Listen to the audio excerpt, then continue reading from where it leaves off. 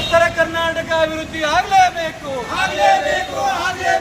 ಅಭಿವೃದ್ಧಿ ಆಗದಿದ್ದರೆ ಪ್ರತ್ಯೇಕ ರಾಜ್ಯ ಆಗಲೇಬೇಕು. ಉತ್ತರ ಕರ್ನಾಟಕ ಜನತೆಗೆ ನ್ಯಾಯ ಸಿಗಲೇಬೇಕು. ಬೇಕೇ ಬೇಕು.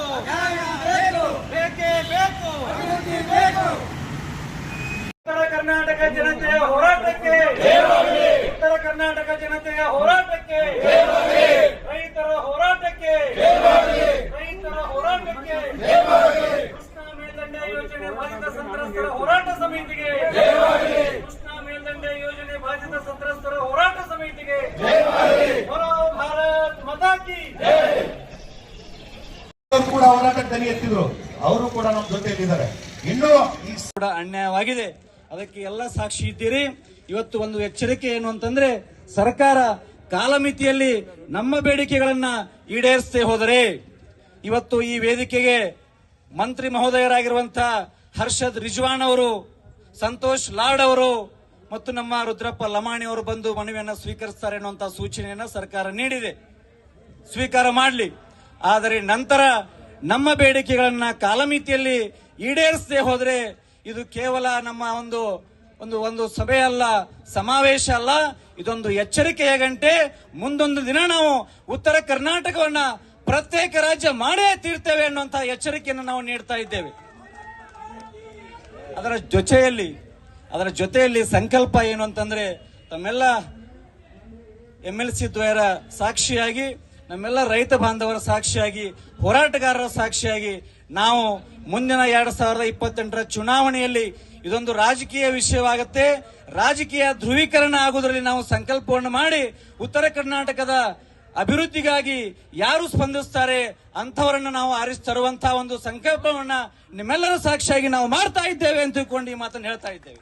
ಎಲ್ಲರಿಗೂ ಧನ್ಯವಾದ. ಜೈ ಹಿಂದ್, ಜೈ ಉತ್ತರ ಕರ್ನಾಟಕ.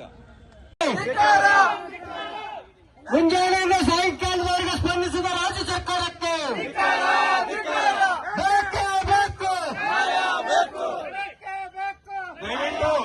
ದಯವಿಟ್ಟು ಎಲ್ಲರೂ ಶಾಂತ ಚಿತ್ತದಿಂದಿರಬೇಕು. ಪೊಲೀಸ್ ಇಲಾಖೆ ಹಿರಿಯ ಅಧಿಕಾರಿಗಳಲ್ಲಿ ನಾವು ವಿನಂತಿ ಮಾಡ್ತಾ ಇದ್ದೀವಿ. ನೀವು 5 ಗಂಟೆ ಮಟ್ಟ ಪರ್ಮಿಷನ್ ಕೊಟ್ಟಿದ್ರಿ. ಬೆಳಗಿಂದ ಇಲ್ಲಿ ಕೂತೀವಿ ನಾವು. ನಮ್ಮ 5 ಗಂಟೆ ಮುಗೀತು. ಸರ್ಕಾರ ಇಲ್ಲಿಲ್ಲ, ಸತತಿ ಉತ್ತರ ತಗೊಳಕ್ ಯಾರೂ ಇಲ್ಲ. ಈ ಸರ್ಕಾರಕ್ಕೆ ಉತ್ತರವನ್ನ ನಮ್ಮ ಗಂಡು ಮೆಟ್ಟಿನ ನಾಡು ಉತ್ತರ ಕರ್ನಾಟಕದ ಚೆನ್ನಮ್ಮನ ನಾಡಿನಲ್ಲಿ ಕೊಡ್ತೀವಿ ಅಂತ ಹೇಳ್ತಾ ಈ ಕಾರ್ಯಕ್ರಮವನ್ನು ಮುಕ್ತಾಯಗೊಳಿಸುವ ನಾವು ಘೋಷಣೆ ಮಾಡ್ತೀವಿ. ನಾವು ಇವ್ರೇನು ಮನೆಯದು ಏನು ಕೊಡುದಿಲ್ಲ. ಇಲ್ಲ ರಾಜ್ಯ ಸರ್ಕಾರಕ್ಕೆ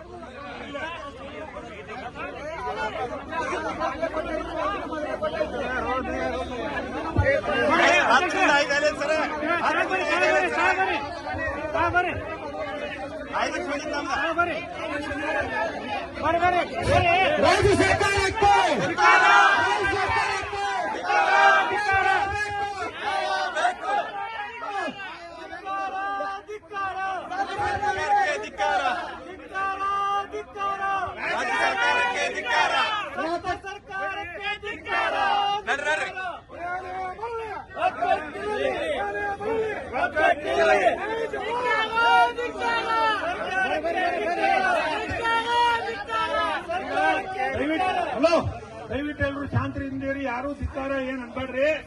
ಇವತ್ತ ಮನವಿ ಮುಗಿದ ನಿಲ್ರಿ. ಮನವಿ ಕೊಡೋದಂತೂ ನಾವು ಕಾರ್ಯಕ್ರಮ ರದ್ದು ಮಾಡಿದೀವಿ. ಈ ಸರ್ಕಾರಕ್ಕ ನಿಲ್ರಿ. DCP ಸಾಹೇಬ್ ಬಂದಿದ್ದಾರೋ, ಬಹಳ ವಿನಂತಿ ಮಾಡಕ್ತಾರೋ. ಆದ್ರೆ DCP ಸಾಹೇಬ್ಲೇ ನಮ್ಮ ಉತ್ತರ ಕರ್ನಾಟಕದ ಜನರ ಪರವಾಗಿ ಹೇಳ್ತಾ ಇದ್ದೀನಿ, ನಾವು ಮನವಿ ಕೊಡಬಾರ್ದು ಅಂತ ಹೇಳಿ ಈಗಾಗಲೇ ತೀರ್ಮಾನ ಮಾಡಿದೀವಿ.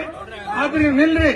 ಇಲ್ಲೇನು ಅಲ್ಲ, ಮಿನಿಸ್ಟರ್ ಬಂದು ದೊಡ್ಡ ಘಾತ ಆಗ್ಲಿಲ್ಲ. ನಾವು ಉತ್ತರವನ್ನ ಅಲ್ಲೇ ನಮ್ಮ ನಾಡಿನ ಕೊಡ್ತು ಅಂತ ಹೇಳ್ತಾರೆ. ನಮ್ಮ ಉತ್ತರ ಕರ್ನಾಟಕದ ಗಂಡು ಮಟ್ಟಿನ ನಾಡಿನಲ್ಲಿ ನಾವು ಕೊಡ್ತೀವಿ. ನಾವೇನು ಗಲಾಟೆ ಮಾಡಿಲ್ರಿ ಇಲ್ಲಿ. ಹೌದು, ಅವ್ರಿಗೇನಾದ್ರೂ ನಿಜವಾಗ್ಲೂ ಉತ್ತರ ಕರ್ನಾಟಕ ಜನತೆಯ ಬಗ್ಗೆ ಕಳಕಳಿ ಇದ್ರೆ, ಉತ್ತರ ಕರ್ನಾಟಕ ಬಗ್ಗೆ ಅಭಿಮಾನ ಇದ್ರೆ ಅಲ್ಲಿಗೆ ಮುಖ್ಯಮಂತ್ರಿ ಒಂದು ಮನೆ ತಗೊಳ್ಳಿ. ನಾವು ಕೊಡೋದಿಲ್ಲ.